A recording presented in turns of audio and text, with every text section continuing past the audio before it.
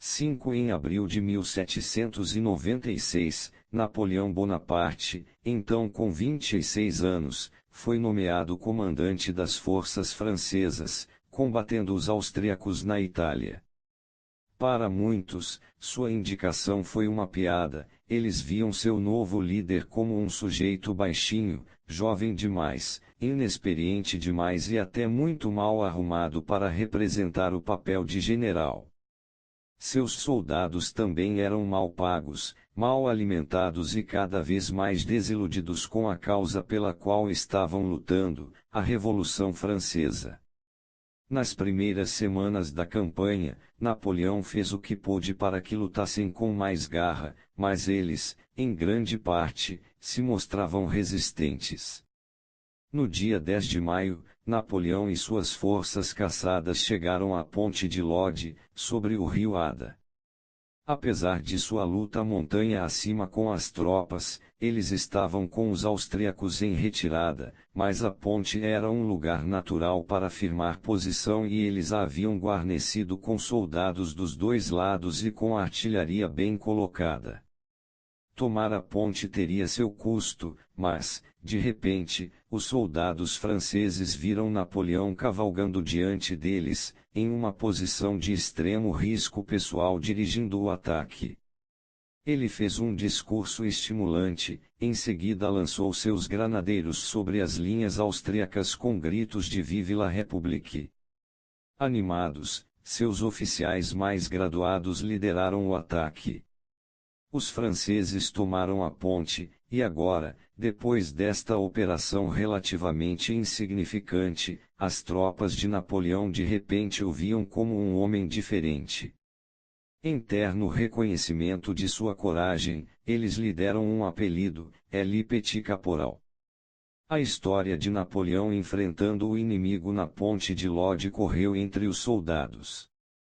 Conforme a campanha se desenrolava e Napoleão vencia uma batalha após outra, um vínculo, que foi além da afeição, se desenvolveu entre os soldados e seu general. Entre as batalhas Napoleão às vezes perambulava entre as fogueiras dos soldados, misturando-se com eles. Ele mesmo havia subido na hierarquia no passado, fora um artilheiro comum e sabia falar com os homens como nenhum outro general. Ele sabia seus nomes, suas histórias, até em que batalhas tinham sido feridos. Em alguns homens ele pegava o lóbulo da orelha entre o indicador e o polegar e dava um cordial beliscão. Os soldados de Napoleão não o viam com frequência, mas quando o viam era como se uma descarga elétrica passasse através deles. Não era apenas sua presença, ele sabia exatamente quando aparecer antes de uma grande batalha ou quando o moral havia escorregado por algum motivo. Nestes momentos, ele lhes dizia que estavam fazendo história juntos. Se um pelotão estava para liderar um ataque ou parecia em dificuldades, ele cavalgava até lá e gritava: 38º, eu conheço vocês. Tomem esse vilarejo ao ataque. Seus soldados sentiam que não estavam apenas obedecendo ordens, estavam vivendo um grande drama.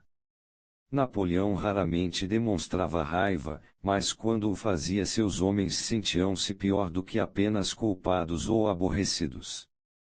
No final da primeira campanha italiana, tropas austríacas haviam forçado algumas de suas tropas a uma retirada humilhante para a qual não havia desculpas. Napoleão visitou o acampamento pessoalmente. Soldados, não estou satisfeito com vocês, ele lhes disse, os grandes olhos cinza aparentemente em fogo. Vocês não mostraram bravura, disciplina, nem perseverança. Vocês se deixaram expulsar de posições onde um punhado de homens poderia ter feito parar um exército. Soldados do 39º e do 85º, vocês não são soldados franceses. General, chefe do Estado-Maior, que fique gravado em suas bandeiras, eles não fazem mais parte do exército da Itália.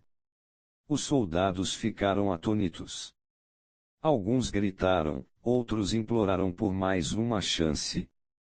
Eles se arrependeram de suas franquezas e mudaram totalmente. O 39º e o 85º se distinguiriam por um vigor que jamais haviam demonstrado antes.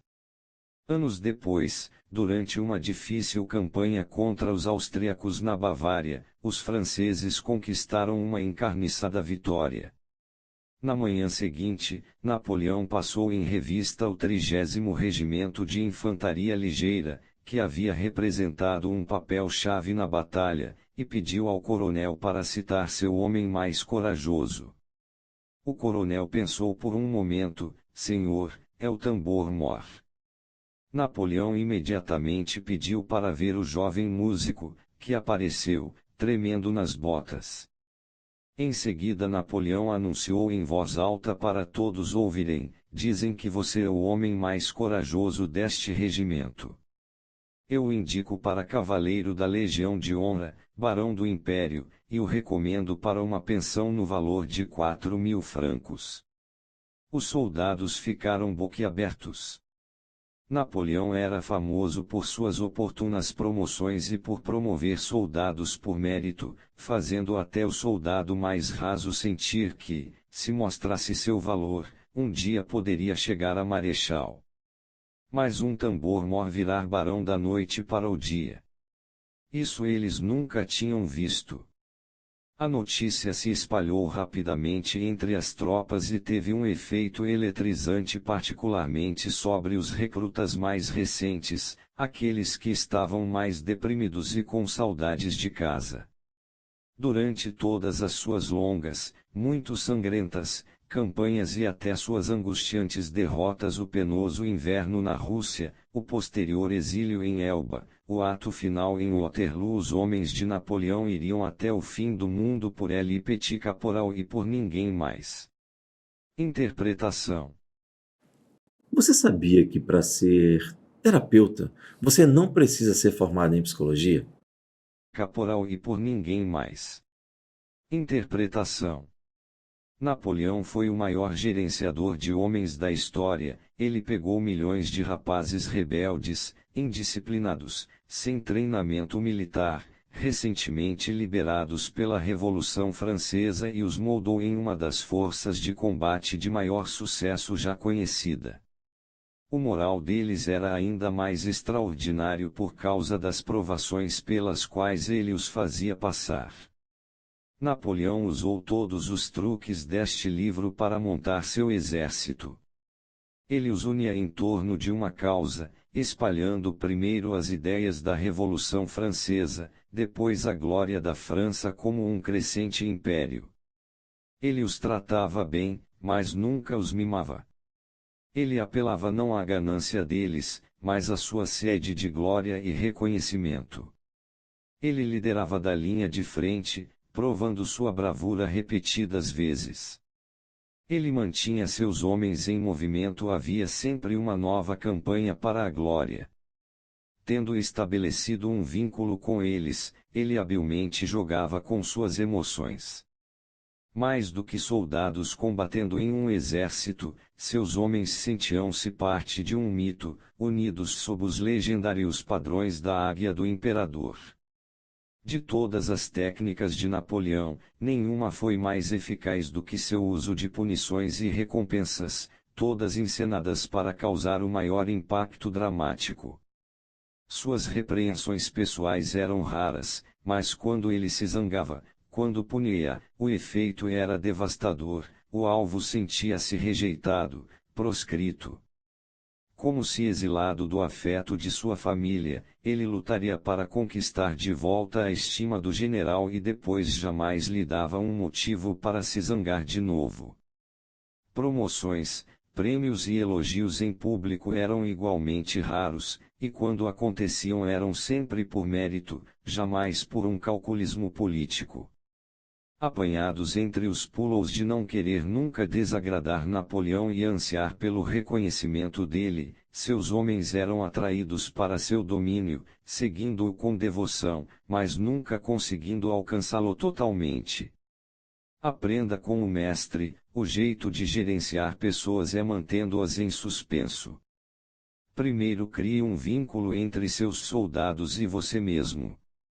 Eles o respeitam, o admiram, até sentem um pouco de medo de você. Para tornar o vínculo mais forte, contenha-se, crie um pequeno espaço à sua volta, você é afetuoso, mas a uma certa distância. Uma vez forjado o vínculo, apareça com menos frequência. Torne tanto suas punições como seus elogios raros e inesperados, seja por erros ou por sucessos que possam parecer insignificantes na época, mas tenham significado simbólico. Compreenda, assim que sabem o que lhe agrada e o que o deixa zangado, as pessoas viram poodles treinados, esforçando-se para encantar você com aparente bom comportamento. Mantenha-as em suspense, faça-as pensar em você constantemente e querer agradar você, mas sem saber jamais como fazer isso. Quando caírem em sua armadilha, você terá uma atração magnética sobre elas. A motivação se tornará automática. Imagem: a maré do oceano. Ela enche e esvazia com tanta força que nada em seu caminho pode escapar ou resistir à sua atração. Como a lua, você é a força que define a maré, que carrega tudo em sua esteira.